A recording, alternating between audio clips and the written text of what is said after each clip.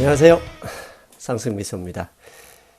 5월 5일 어린이날 금융시장 브리핑입니다. 시작하기 전에 먼저 광고 말씀드리겠습니다. 키움증권 TV 알고 계시죠? 키움증권에서 운영하는 유튜브 채널이죠. 매주 화요일 9시 반부터 10시 반까지 마켓 리더 이준호 소장님이 괜찮다고 해야 되나? 사회 유명, 아니면 좀 나름 소신 있는, 경제 분석가를 초대해서 한국 경제나 대내의 변수들을 점검하는 시간입니다. 5월 7일 화요일에는 상승미소 특집으로 40분 내내 저 혼자 방송을 독점하게 됐습니다. 이진우 소장님은 아시는 분은 아시겠지만 전에 NH 선물의 리서치 센터장이었죠. 2009년부터 그 교류를 이어가 왔고, 워낙 식견이 높고 인사이트가 좋으신 분이니까 그 방송 자체도 좋으실 겁니다. 5월 7일 화요일 9시 반부터 10시 20분까지 생방송으로 상승미소 출연합니다. 많이 봐주시고, 키움증권TV 이왕 넘어오신 김에 좋아요, 구독 눌러주시는 센스 폭탄 한번 알려주십시오. 그러면 금융시장 브리핑 시작합니다.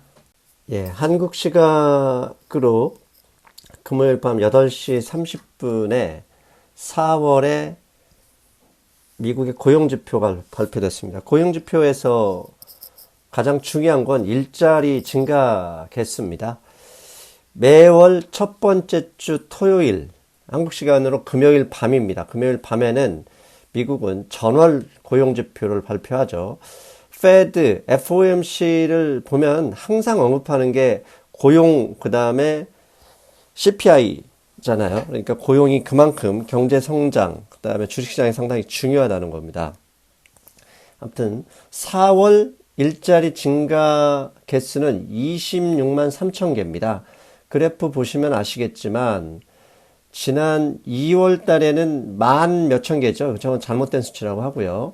그 다음에 3월에는 20만 개. 그런데 4월에는 26만 3천 개가 증가했다고 합니다. 전문가들 예상치는 아마 19만 개 정도 일자리가 증가됐을 것이다 라고 예상했는데 예상치를 훨씬 뛰어넘었죠.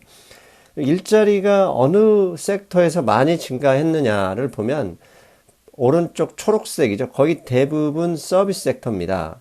미국의 제조업 비중은 아마 경제 전체에서 20%가 채 되지 않죠. 그런 상황에서 제조업 일자리는 이따가 우리 토마스 류 선생님과 인터뷰에서 듣겠지만 4천 개밖에 증가하지 않았습니다. 최근에 자동차 산업 부분에서 구조조정을 많이 했기 때문이고요. 특히 왼쪽 리테일 트레이드, 이 소매 부분 일자리가 12,000개가 줄어들었습니다. 미국의 블로거들 몇 개 이제 비관적인 기사를 내보내는 미국 블로거들을 보면 미국 경제가 침체, 위기로 가는 여러 가지 요인 중에 하나를 리테일 트레이드 일자리 사라지고 있다 이런 이야기를 많이 들거든요. 그런데 사실 그렇진 않죠. 아마존 이펙트라는 영어 단어가 생겼잖아요. 아마존에 의해서 이런 소매, 오프라인, 오프로드, 도로에 있는 로드샵들이 사라지고 있는 상황들. 최근에 지난주 2주 전이죠. 아마존이 아예 당일 배송을 선언하자 프리미엄 고객에 대해서 월마트 주가가 일시적으로 폭락을 했거든요. 그만큼 온라인, 모바일 거래가 늘어났기 때문에 현실은 지속적으로 리테일 부분, 로드샵 부분이 사라지고 있다. 그런 부분은 이제는 감안하셔서 보셔야 될 것 같습니다. 사실 실업률은 이제 노동시장 참가율 부분 때문에 큰 의미는 없지만 그래도 경제에서 지표는 질적인 건 크게 따지지 않죠. 양적 지표. 얼마나 결과가 좋았느냐에 따라서 주식시장, 금융시장이 움직이거든요. 근데 미국의 실업률은 3.6%입니다. 3.6%는 미국 경제가 베트남 전까지는 완전 최대 호황이었죠. 69년 12월 이후 최저 실업률입니다. 그만큼 미국의 경제는 강하고 일자리 증가, 그 다음에 실제 일자리 숫자는 엄청난 거죠. 미국 경제 망한다 이런 생각 하시는 분들한테는 죄송한 얘기긴 하죠.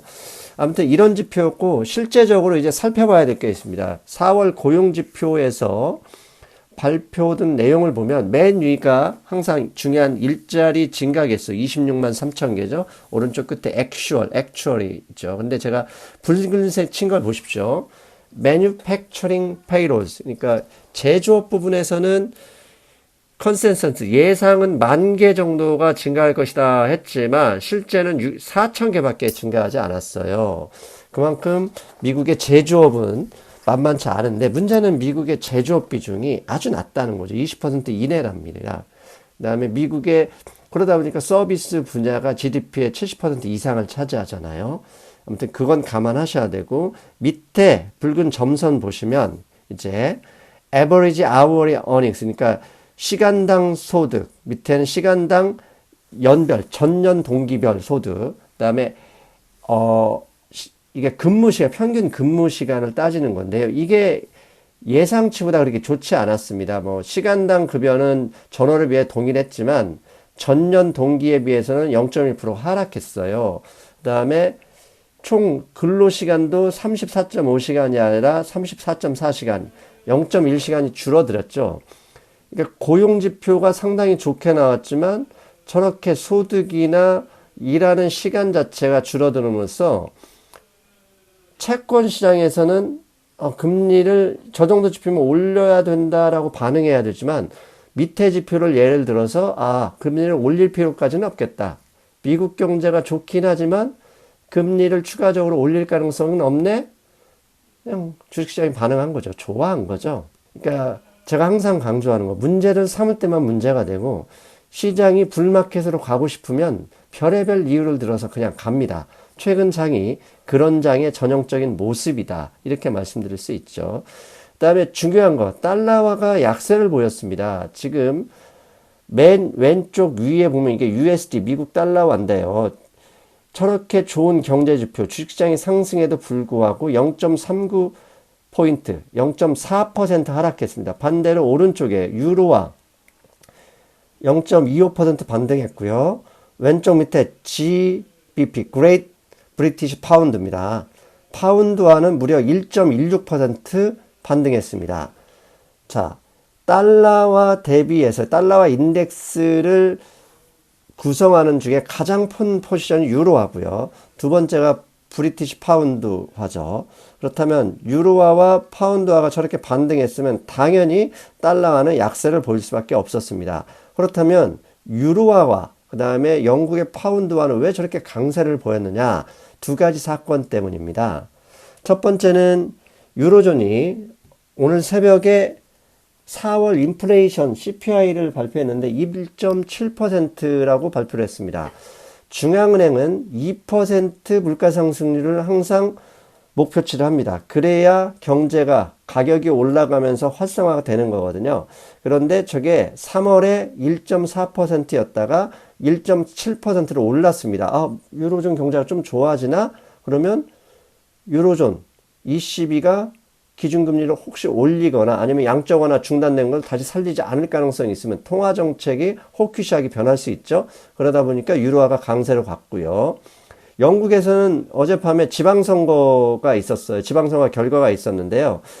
영국의 양대 정당이 보수당과 노동당이잖아요. 이 두 정당이 완전히 대패했습니다. 그러니까 영국 국민들은 브렉시트, 니들 정치적인 장난 때문에 브렉시트로 인해서 우리만 개고생한 거야. 니들 이제 선거에서 앞으로 선거에서 니네 심판할 거야 라는 이런 흐름을 보여준 거예요. 그렇게 되면 양대 정당, 주류 정당 두 개가 이렇게 대표를 했다 그러면 브렉시트 문제 앞으로 그냥 소리 소문 없이 사라질 가능성이 높아요 라고 시장이 해석했고 당연히 이제부터 영국 경제는 좋아지겠다. 영국 브리티시 파운드화의 강세가 나왔던 거죠. 저렇게 되니 바로 달러가 반대쪽에서 약세를 보였고요. 달러가 약세를 보이다 보니 당연히 원달러 환율도 하락 전환했습니다. 어제 금요일에 1,100달러, 1달러당 1,172원까지 올랐던 것이 새벽에 미국의 상황, 그 다음에 달러와 부분, 그래서 1,164원까지 하락했습니다. 자, 요즘 이제 비관론자들이 가지고 등장하는 게 달러원 환율 1200원 넘어갈 것이다. 댓글에도 많이 있죠. 누구나 다 그렇게 예상을 하고요. 예상이 누가 맞을지 어떻게 알겠습니까? 근데 저는 제 예상은, 그러니까 저와 반대되는 예상이 틀렸다는 게 아니라 제 예상입니다. 신문지상에서 요새 달러원 환율이 더 올라갈 것이라는 뉘앙스로 나오는 이야기는 경상수지 적자 가능성입니다. 왜 이런 기사가 나왔냐면 4월 무역수지가 약 44억 달러 흑자가 났습니다. 그런데 작년도 4월에 배당금 소요로 외국인들이 빠져나간 돈이 약 50억 달러 정도 됐었거든요. 그렇게 되면 작년 수치만 비교해도 4월에 경상수지 적자가 날 수 있을 거라는 이런 예상이 된 거죠. 그렇다면 저는 한 가지 꼭 주목해야 될 게 배당금이 1년에 한 번 나갑니다. 그리고 경상수지에서 중요한 건 무역수지입니다. 상품수지가 마이너스 나서 경상수지가 적자로 나왔을 때 파급 효과가 큰 것이지 단기적으로 4월 달에 경상수지 적자가 한번 났다고 해서 올라갈 것이다? 아닙니다. 그럴 가능성이 있기 때문에 1130원에서 현재 60원까지 올라왔다 보시는 게 맞고요. 만약 설사 경상수지 적자가 났더라도 4월에 상품수지가 40억 달러 흑자됐다는 거, 그 점이 더 중요한 포인트다. 저는 이렇게 말씀드리겠습니다. 그런데 오늘 이 방송하는 토요일 아침에 북한이 우리 김정은 동지가 북한의 미사일, 동해상으로 미사일을 쏴버렸습니다.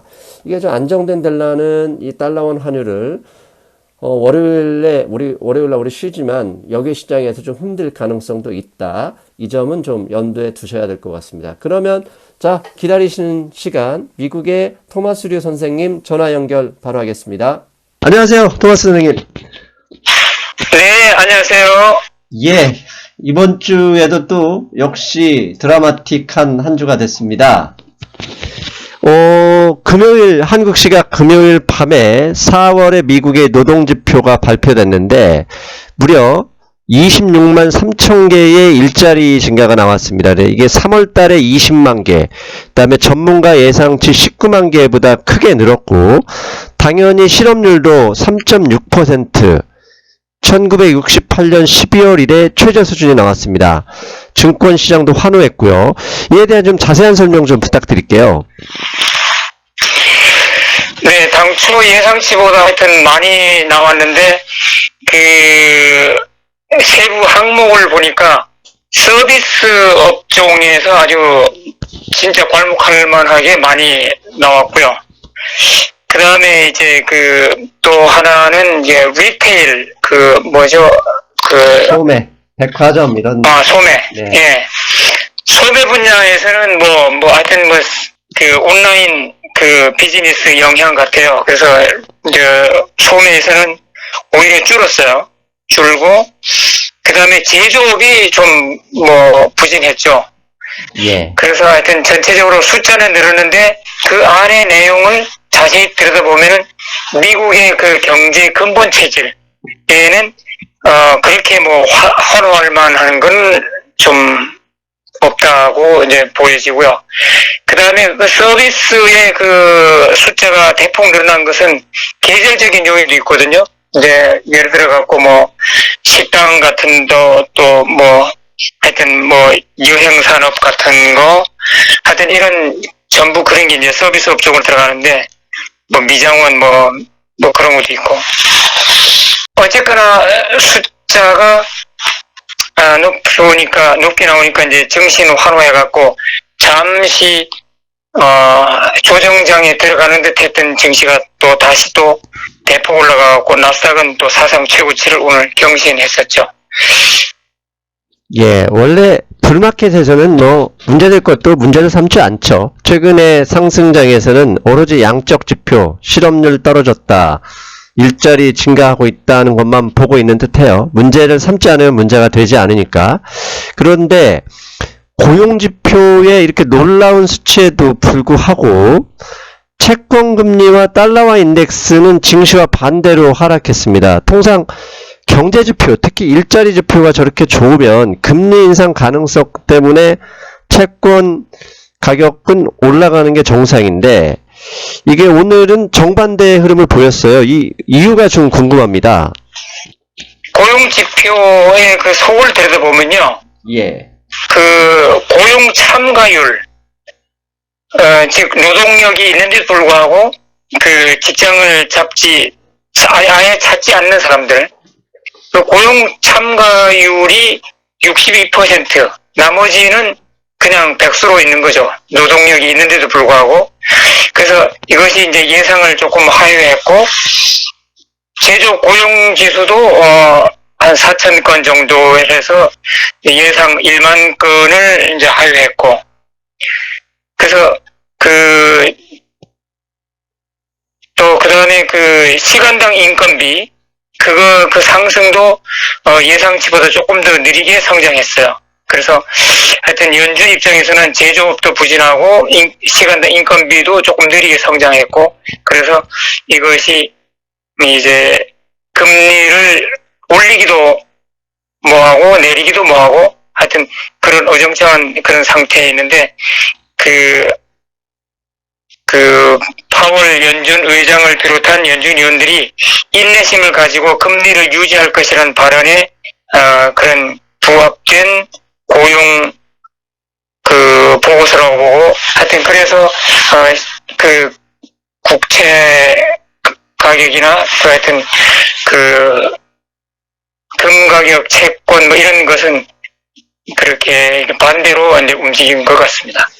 원래 금리를 인하할 수밖에 없다는 소식이 나오면 그 경제가 좋지 않기 때문에 인하하는 것이고, 인하하기 직전까지 증시는 올라가지만 인하하는 순간부터는 원래 떨어지잖아요. 그래서 사실 작년 12월 달에 파월 의장이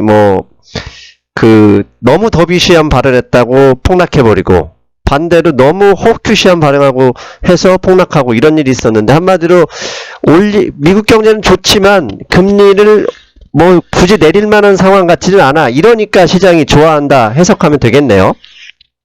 그렇죠. 네. 이게 이연령 피연령이라고. 아무튼 문제를 삼을 때만 문제를 삼아야 되니 삼지 않는 건 우리가 굳이 볼 필요는 없습니다. 그리고 오늘 증시 상승에서 S&P 500이나 다우지수보다 나스닥 상승률이 1.58%로 상당히 높았습니다. 이 이유를 워런 버핏이 아마존을 매수했다는 소식 때문인데요. 이 자세한 소식 좀 부탁드립니다. 고용지표 발표되면서 하여튼 증시가 상승할 분위기가 있었는데,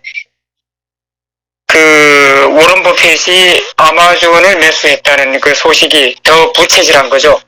그래서 워런 버핏이 사실은 이 빅테크 컴퍼니들을 별로 안 좋아했거든요. 사지를 않았는데, 지금까지 그냥 구경만 하다 본 그런 가운데 하여튼 수백 %씩 막 올라가니까 이제 더 이상 참지 못하고 이제 테크 컴퍼니의 이제 진가를 이제 드디어 이제 워런 버핏이 이제 알아보고 이제 뛰어드는 것 같은데, 하여튼 아마존 마이크로소프트 구글 하여튼 페이스북 이런 빅데이터를 갖고 있는 이 빅테크 컴퍼니들이 하여튼 세상을 주도해 나갈 것 같거든요. 그래서 하여튼 워런 버핏이 이 아마존을 매수함으로 해갖고 모든 이제 나스닥의 모든 다른 이제 컴퍼니들 주식들도 이제 동반 큰 폭으로 상승했었죠. 특히 오늘 스몰캡에서는 2%가 넘게 상승했어요. 그래서 제가 지금까지 여러 번 스몰캡을 보면 미국 국내 경제 흐름을 알 수 있는 지표로 볼 수 있다고 했는데, 한때는 이제 스몰 캡들이 저조해갖고 미국 경제가 진짜 슬로우 다운 하거나 아니면은 리세션을 가는 거 아닌가 그런 불안감도 있었는데, 최근 한 일주일 동안은 이 스몰 캡이 엄청 반등하고 있습니다. 오늘 같은 날은 하여튼 2% 더 거의 폭등 수준으로 갔고요. 그래서 이걸로 볼 때 미국 경제는 진짜 견조하고 잘 나가고 있다. 저는 그렇게 보고 있습니다. 실제로 미국에서 지금 현재 시총 1조 달러 기업이 세 군데밖에 없잖아요. 근데 세 군데 기업이 애플, 마이크로소프트, 아마존이거든요. 이 세 개 기업이 나스닥 소속이죠. 그러니까 과거 2000년대의 버블은 사실 실체가 없는 버블이었지만 현재 애플, 아마존, 구글, 뭐 이런 마이크로소프트 이런 데는 실제로 수익성이 미국의 전통적인 기업보다 월등히 뛰어나기 때문에 앞으로 자율주행 차량이 눈으로 확인이 되면 더 많이 그 나스닥이 상승할 가능성이 높다 이런 이야기가 계속 나오잖아요. 우리 유 선생님은 이거 어떻게 생각하시는지요? 그렇죠. 그 자율주행, 또 5G, 모든 분야에서 이 빅테크 컴퍼니들이 이 세상을 주도해 나가거든요. 이런 흐름은 진짜 앞으로 진짜 10년, 20년 이내에는 뭐 변할 것 같지 않고요. 점점 더 가속화돼 갖고 지금 굴뚝 산업들은 뒤처지기 시작했고 지금 빅테크 컴퍼니들이 완전히 이 세상 흐름을 이제 선도해 나가거든요. 그래서 이 기술로 이제 그 총 매출과 이제 하여튼 그 매출이 하여튼 기술 이 기업들로 하여튼 몰려든다 저는 그렇게 보고요. 예. 그런 가운데서 하여튼 이 큰 컴퍼니들이 이 특히 그 팡이라고 그러죠. 그런 컴퍼니들이 하여튼 이 증시를 주도해 나가고 세상 흐름 변혁 이런 걸 전부 주도해 나갈 걸로 저는 보고 있습니다. 맞습니다. 이게 과거와는 완전히 다른 게 과거에 가령 뭐 자동차 산업이다 그러면 1등이 뭐 벤츠나 BMW라 하더라도 10위권 다른 자동차 업들도 먹고 사는데 문제가 없었어요. 그런데 최근에 이 모바일 인터넷 이 플랫폼 산업에서는 1등 아니면 오로 나싱이잖아요.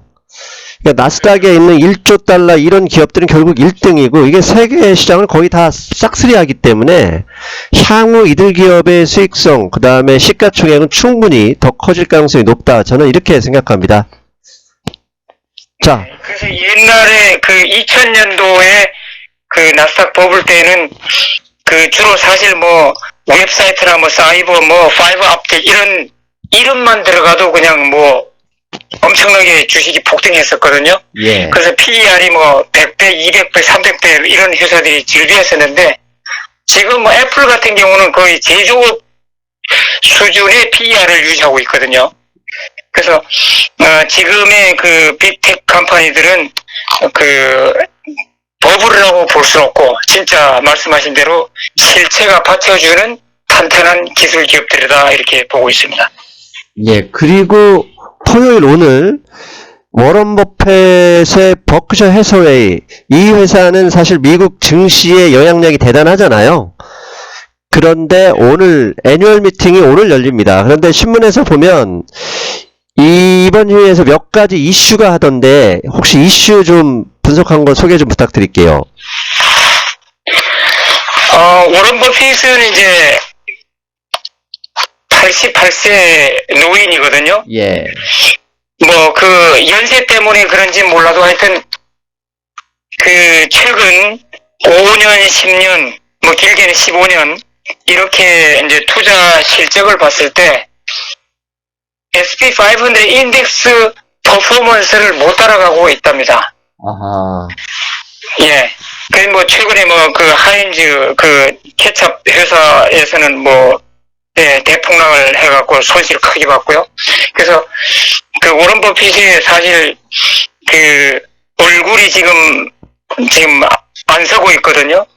그렇죠. 그래서 이번 그 연차 예. 솔직히 워런 버핏 수익률의 또 가장 큰 부분이 애플 주식이잖아요. 애플을 약 20% 소유하고 있어서 그 가격 때문에도 좀 면이 좀 쓴 것 빼고는 하인즈도 그렇고 전통 기업에서는 마이너스가 많은 것 같아요. 네네. 이제 그만큼 이제 그 워런 버핏이라 할지라도 저평가된 회사 잡기가 쉽지 않다는 거죠. 예. 이제 그리고 이제 워낙 거대한 자금을 굴리고 있기 때문에 우리처럼 뭐 얼마 소액을 갖고 그냥 치고 빠지고 이렇게 하지 못하니까 하여튼 그 SP500 인덱스를 못 쫓아가고 있는데 이번 연차 총회에서는 그 그 주주들이 예. 하여튼 이런 부분에 대해서 그 워런 버핏하고 그 파트너 그 찰리 먼거 이 두 사람에게 집중적으로 따질 것으로 예측이 되고 있고요.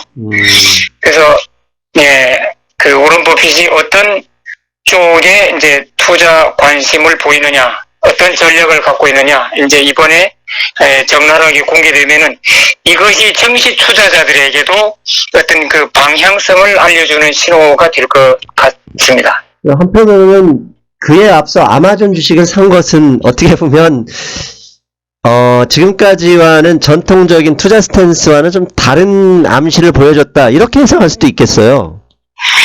그렇죠. 그래서 워런 버핏은 이제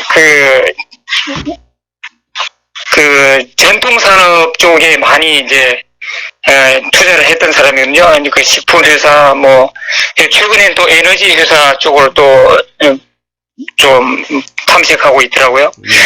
그래서 근데 하여튼 이제 아마존을 매입하면 애플도 지난번에 이제 구입했고 이번에 아마존 해갖고 앞으로는 잘 나가는 테크 컴퍼니들을 아마 많이 이제 이렇게 탐색할 것 같습니다. 하여튼 그래서 그것이 증시에 하여튼 우리가 눈여겨봐야 할 그런 상황 같기도 하고요. 예, 알겠습니다. 거기다 또 워런 버핏이 최근에 미국 경제 상황에 대해서 한 말씀을 주셨어요. 뭐라고 했냐면 현재 미국 경제는 낮은 금리에도 불구하고 저인플레이션 상황이다. 그런데 이런 상황이 오래 갈 수 없으니 미국 정부가 더 많은 재정 지출을 확대해야 된다, 이런 이야기를 했거든요. 이에 대해서도 좀 설명 부탁드리겠습니다. 네, 워런 버핏은 세상이 다 알다시피 독서광이라고 그럽니다. 하여튼 시간 날 때마다 엄청난 관련 책을 읽고 또 정보 수집하고 쉴 새 없이 공부하는 분인데, 그분이 지금까지 축적해온 경제 지식, 경제 상식으로 볼 때 현재 낮은 금리, 저인플레이션 이런 것이 이 교과서로 볼 때는 이게 맞지 않다. 그래서 이런 경제 현상이 언제까지 지속될 수가 없는데, 하여튼 제가 볼 때는 그런 면에서도 워런 버핏이 투자에서 좀 조심스러워하는 게 아닌가, 좀 그렇게 보고 있거든요. 그래서 하여튼 CNBC 이 기사에도 보니까 하여튼 워런 버핏이 그 점에 대해서 걱정을 많이 하고 있는 것 같습니다. 이게 언젠가는 이게 영원히 지속될 수 없는 현상인데 언젠가 이것이 바른 방향을 잡아갈 때 어떤 시장에 충격 같은 거 그런 것도 염려하는 것 같고요. 예, 사실 너무 많이 올랐다고 생각하고 올랐는데 수익을 내지 못하는 사람들은 원래 그렇게 얘기를 하죠. 아무튼 그래도 분명한 건 그런 의견들을 충분히 감안하고 뭐라고 해야, 잘 생각해야 본다고 생각합니다. 그리고 또 하나, 지난주에 트럼프 대통령하고 민주당이 2조 달러 규모의 인프라 투자에 합의를 했잖아요. 이에 대해서 혹시 이 인프라 투자가 본격적으로 언제쯤 시작되는지, 만약에 2조 달러 규모가 재정 지출이 되어야 인프라 투자가 될 테니까 이게 주식시장, 그 다음 미국 경제에 어떤 영향을 줄지 좀 해석 부탁드립니다. 인프라 투자는 지금 제안만 한 상태고요. 민주당과 이제 트럼프 대통령 간에 이제 좀 디테일한 그런 협의가 있어야 하는데, 사실 이것이 언제 실행된다 예측할 수는 없습니다, 이게. 그러나 민주당에서도 그렇고 트럼프 대통령도 그렇고 내년 말 대통령 선거 그걸 의식해서 서로가 하여튼 미국 경제를 위해서 자기들이 노력하고 헌신하고 있다는 것을 보여줘야 하기 때문에 하여튼 합의하기는 할 것 같은데요. 언제 할지는 저는 잘 모르겠고. 그러나 예. 사실은 그 2 트릴리언 달러라고 이제 신문에 나긴 나는데 미국 경제 사이즈로 볼 때 2 트릴리언 달러가 그렇게 큰 금액은 아니거든요. 그렇죠. 그- 이게 GDP가 거의 22조 달러니까요. GDP의 10%가 안 되는 돈이네요.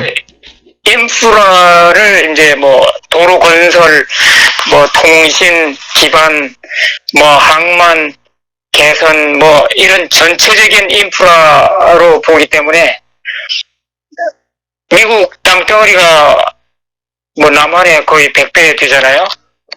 워낙이 넓은 알래스카까지 다 합하면 아마 예. 그 정도일 거예요. 그래서 이런 광활한 땅덩어리에 또 미국 GDP 그 규모로 볼 때 2 트릴리언 달러는 사실은 뭐 좀 상징적인 의미는 있지만은 미국 구석구석을 개조할 만한 그런 자금력은 아니다. 저는 그렇게 보고 있습니다. 사실 정치적인 선언, 그런 쇼 같은 그런 걸로 저는 간주하고 있거든요. 사실 2조 달러로 시작해서 마무리 질 수는 없죠. 그래서 2조 달러로 시작하게 되면 더 많은 돈이 순차적으로 나가지 않을까. 그렇게 이쪽 증시나 경제 쪽에서는 기대하는 게 아닌가 생각하거든요. 네네. 예. 그리고 최근에 골드만삭스에서 이게 좀 새로운 비밀 투자 조직 뭐 이런 이야기가 나오는데 이게 어떤 조직입니까?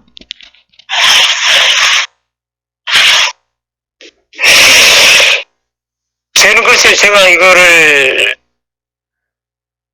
그런 관련 기사를 못 읽어봤거든요. 아, 예, 그렇습니까? 알겠습니다. 예. 그러면 또, 그, 5월 1일 FOMC가 끝나자마자 주요 연방 이사들이죠? 이사들이 목요일, 금요일 연속적으로 비둘기적 발언을 하고 있거든요? 어떤 발언인지 이들 발언이 시장에 좀 영향을 주긴 합니까? 그렇죠. 파월 의장은 이제 수요일 날 기자회견에서 미국의 인플레이션 수치가 낮은 것은 예. 그래서 지금까지 최근에 수집하고 있는 데이터로 볼 때, 조만간에 자기들이 목표로 하는 2% 인플레이션 타겟에 접근하게 나올 것이다. 이제 이렇게 발언함으로 해갖고 시장에 약간의 충격을 주었었거든요. 근데 어제 오늘 연준 의원들이 많이 이제 연설을 많이 했는데 그분들의 그 의견을 종합하면은 파월 의장하고 의견이 조금 차이가 있어요. 그래서 연준 의원들의 의견들은 뭐냐면은 그 인플레이션 수치가 낮은데 이번 서머까지 여름까지 기다려보고 그때까지도 인플레이션이 더 이상 반등을 안 하면은 자기들은 보험 차원에서 금리를 인하하는 것도 검토를 해 봄직하다. 이런 발언이 나왔어요. 그래서 오늘의 금값이 올라간 원인으로 저는 그렇게 보고 있고요. 오늘 지금 마켓같이 제가 읽어보니까 파월 의장의 분명한 반대 의견을 가진 연준 의원 2명이 나타났다. 이렇게 나와 있더라고요. 이게 시카고의 찰스 에반스, 그 다음에 클라리다, 아마 어느 쪽인 줄 몰라요. 그 사람들인 것 같아요. 그래서 한마디. 부의장이에요. 아, 부의장입니까? 부의장. 예. 아무튼 이런 발언, 그러니까 약간 트랜지토리해서 올릴 수 있을 것 같은데 다른 사람이 나와서 그거 아니야라고 하면 시장이 금리를 내리는 것도 아니고 올리는 것도 아닌 아까 처음에 말씀드렸던 그런 상황으로 또 해석해야 되겠습니다. 그렇죠. 그래서 수요일 날 파월 의장의 발언보다는 시장에서 받아들이는 톤이 약간 누그러졌다고 보고 있습니다. 그런 톤이 더해지고 그 다음에 고용지표가 나옴으로써 오늘 새벽에 다시 최고치를 넘어섰다. 이렇게 봐야 되겠죠? 그렇죠. 제가 볼 때는 증시가 오늘 큰 반등을 볼 때 또 페이롤 넘버를 볼 때 SP500 인덱스는 기어이 3,000을 쳐야만 진짜 조정장에 들어가지 않을까 저는 그렇게 보고 있고요. 만일 증시가 얕은 폭의 조정을 한다 그러면 몰라도 만일 뭐 다른 돌발 변수가 생겨서 이제 큰 폭의 조정을 한다 그러면은 그거를 빌미로 그걸 이유로 삼아서 연준에서 금리 인하 가능성을 들고 나올 수 있을 것으로 저는 그렇게 보고 있습니다. 예, 알겠습니다. 자, 벌써 23분이 지났습니다. 마지막으로 이제 5월인데 5월 금융시장에서 뭐 주의하거나 아니면 주목해야 할 점은 무엇인지 그 정보 부탁드립니다. 네네. 그 원래 증시 격언에서 5월에 증시를 팔고 10월 달에 돌아오라 이제 그런 이제 격언이 있거든요. 근데 미국 증시 100년 역사 전체를 보면 그게 맞는 얘기인데, 최근에 뭐 5년, 10년, 20년, 그 안에서는 비록 5월 달이라 할지라도 증시 퍼포먼스가 상당히 좋았어요. 그래서 그 마켓워치 보니까 5월에 꼭 안 떠나도 된다. 이제 이렇게 이제 기사가 났던데, 제가 볼 때는 증시가 약간의 더 올라갈 여유가 있을 것 같고요. 그래서 미국 경제 지표나 뭐 하여튼 모든 걸 감안해 볼 때 큰 돌발 악재가 안 나타나고 현재처럼 순항하고 있다 그러면은 미국 올해 증시는 3천 정도에서 얕은 조정을 보이면서 횡보로 가지 않을까 저는 그렇게 보고 있고요. 근데 그저께 증시가 갑자기 큰 폭락한 원인 중에 하나가 그 유가 하락이었거든요. 예. 유가가 이제 큰 폭으로 하락했는데 지금 그 베네수엘라 그 정치가 상당히 불안하고 그 뭡니까 그 이란. 대통령 지위. 예. 그래서 그 러시아하고 미국하고 지금 밀고 땡기고 하는 그 와중에 있는데 오늘 아침에도 트럼프 대통령하고 푸틴 대통령하고 직접 통화를 했어요. 그래서 뭐 여러 가지 통화했겠지만 그 중에서도 베네수엘라 정권에 대해서 서로 협의했을 것으로 저는 보고 있고요. 그래서 현재 베네수엘라 정권이 바뀐다 그러면은 그 미국과 서방에서 지지하는 야당 쪽에서 집권하면은 베네수엘라 지금 그 석유 인프라는 완전히